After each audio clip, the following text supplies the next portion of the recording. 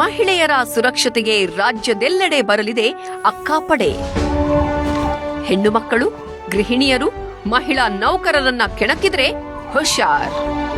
ನಮ್ಮ ಕರ್ನಾಟಕ ಸರ್ಕಾರ ಮಹಿಳೆಯರು, ಅದರಲ್ಲೂ ವಿದ್ಯಾರ್ಥಿನಿಯರ ಸುರಕ್ಷತೆಗೆ ಪರಮೋಚ್ಚ ಕಾಳಜಿಯನ್ನ ತೆಗೆದುಕೊಳ್ತಾ ಇದೆ. ಇದಕ್ಕಾಗಿಯೇ ಪೊಲೀಸ್ ಇಲಾಖೆ ಹಾಗೂ NCC ಹೋಮ್ ಗಾರ್ಡ್ಗಳನ್ನು ಒಳಗೊಂಡಂತ ಅಕ್ಕಾಪಡೆಯನ್ನ ರಚನೆ ಮಾಡಲಾಗ್ತಾ ಇದೆ.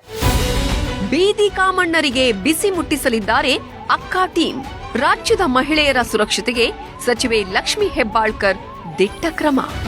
ಶಾಲಾ ಕಾಲೇಜುಗಳು, ವಿದ್ಯಾರ್ಥಿನಿಯರ ಹಾಸ್ಟೆಲ್ಗಳು, ದೇವಸ್ಥಾನ, ಗಾರ್ಡನ್ನು, ಶಾಪಿಂಗ್ ಕಾಂಪ್ಲೆಕ್ಸ್ಗಳು, ಚಲನಚಿತ್ರ ಥಿಯೇಟರ್ಗಳು, ಇನ್ನು ಅನೇಕ ಸಾರ್ವಜನಿಕ ಸ್ಥಳಗಳಲ್ಲಿ ಈ ಅಕ್ಕಾಪಡೆ ಗಸ್ತು ತಿರುಗಲಿದೆ. ಅಕ್ಕಾಪಡೆ ನಿಮ್ಮ ಸುರಕ್ಷತೆಗೆ ಸದಾ ಸಿದ್ಧ.